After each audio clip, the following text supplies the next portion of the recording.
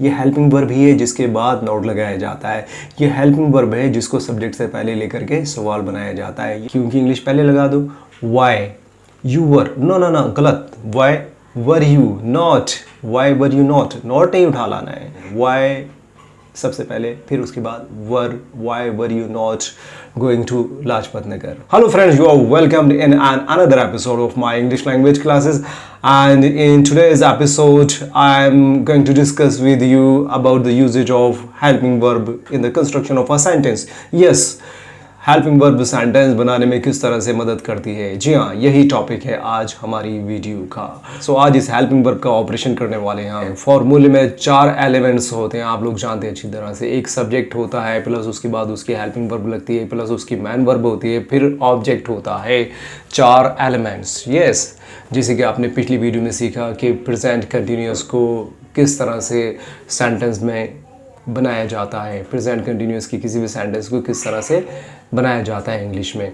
English में सबसे पहले सब्जेक्ट चाहिए, यानी काम के करने वाला, प्लस उसकी हेल्पिंग वर्ब, मदद करने वाली verb, plus main verb, plus object. जी हाँ, बस ये 4 एलिमेंट्स आपको क्लियर हो गए तो आपकी सेंटेंस बनाने की कंस्ट्रक्शन पक्की हो जाती है। तो एक बार मैंने आपको सिखा दिया पिछली वीडियो में, और अब भी मैं इस वीडियो में फिर से सिखाने वाला हूँ। और मैं कोशिश करूँगा कि बार बार आपको बताता रहूँ, क्योंकि बार बार अगर आपको बताता रहूँगा तो बार बार आपके दिमाग में ये नॉक करता रहेगा।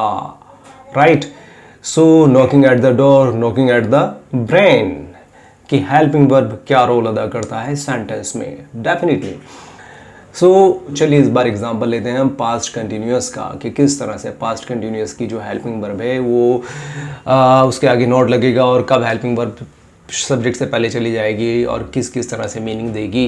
डेफिनेटली यही आज हम सीखने वाले हैं। सो सेंटेंस है हमारी, तुम लाजपत नगर जा रहे थे। जी हाँ, पास्ट कंटिन्यूअस की, तुम लाजपत नगर जा रहे थे। फॉर्मूला होगा सब्जेक्ट प्लस वाज वर, जो कि हेल्पिंग वर्ब होगी। राइट? वाज या वर में से कोई एक सब्जेक्ट के अनुसार लगाते हैं आप। सो प्लस V1 के साथ आईएनजी प्लस ऑब्जेक्ट, ये 4 एलिमेंट्स हो गए। यू सब्जेक्ट हो गया, वाज या वर में से यू के अनुसार वर लिया जाता है, यू वर। फिर V1 प्लस आईएनजी, जा रहे थे, गो आईएनजी प्लस कर देंगे, going, you were going to Lajpat Nagar. To ज़रूर लगाना होता है जब भी हम किसी जगह पर जाने का सेंस दिखाएंगे तो। सेंटेंस हो गई you were going to Lajpat Nagar. अब नंबर 2 इसी से बना लेंगे कि तुम लाजपत नगर नहीं जा रहे थे। तो अब देखना है कि नहीं की इंग्लिश नॉट कहाँ लगेगी। डेफिनेटली लॉजिकली, जैसे मैं आपको बता चुका हूँ कि ये नहीं की जो इंग्लिश नॉट है वो हमेशा हेल्पिंग वर्ब के साथ सटक के चिपक के आती है। तो सेंटेंस हो जाएगी you were not going to Lajpat Nagar. जी हाँ, इसके अलावा कहीं और नहीं लगा सकते। तुम लाजपत नगर जा रहे थे और तुम लाजपत नगर नहीं जा रहे थे, दोनों मीनिंग मैंने आपको दे दिए हैं। राइट? अब नंबर 3 सेंटेंस बन जाएगी, क्या तुम लाजपत नगर जा रहे थे। जी हाँ, इस क्या के लिए कोई भी क्वेश्चन वर्ड नहीं लगाया जाता है, बस जो भी हेल्पिंग वर्ब होती है उसे आप सब्जेक्ट से पहले ले जाओ। तो सब्जेक्ट था यू और हेल्पिंग वर्ब थी वर, तो यू वर को वर यू कर दो आप, खुद ब खुद सवाल बन जाएगा। और यही सवाल बनाने की लॉजिकल कंडीशन है। जी हाँ, सब्जेक्ट से पहले हेल्पिंग वर्ब ले जाओ। So were you going to Lajpat Nagar हो जाएगा। एग्जैक्टली, क्वेश्चन मार्क भी लगा दो, were you going to Lajpat Nagar. और नंबर 4 जो नंबर 2 से बनती है कि तुम लाजपत नगर नहीं जा रहे थे, उसी को हम you were not going to Lajpat Nagar था इंग्लिश में, इसी को हम यू वर को वर यू कर देंगे तो सवाल बन जाएगा were you not going to Lajpat Nagar. Exactly, sentence सही हो गई। अब इसी सेंटेंस को हम नंबर 5 में करते हैं, तो क्वेश्चन वर्ड वाला कोई भी सवाल बनाते हैं। तो क्वेश्चन वर्ड वाला कोई भी सवाल जो दिमाग में आता है, तुम लाजपत नगर क्यों जा रहे थे, क्यों ईजी है, क्यों ले लेते हैं।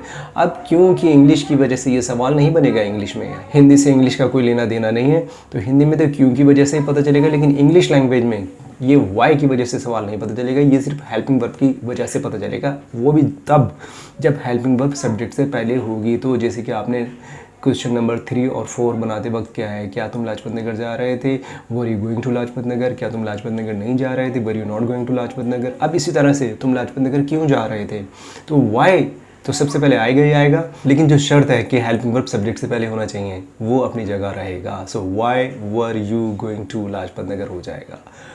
Y you were going to Lajpat Nagar नहीं होगा, why were you going to Lajpat Nagar ही होगा। अब नंबर 6 वाला जो सवाल है वो होगा तुम लाजपत नगर क्यों नहीं जा रहे थे। तो यहाँ पे भी वही करेंगे क्योंकि इंग्लिश पहले लगा दो।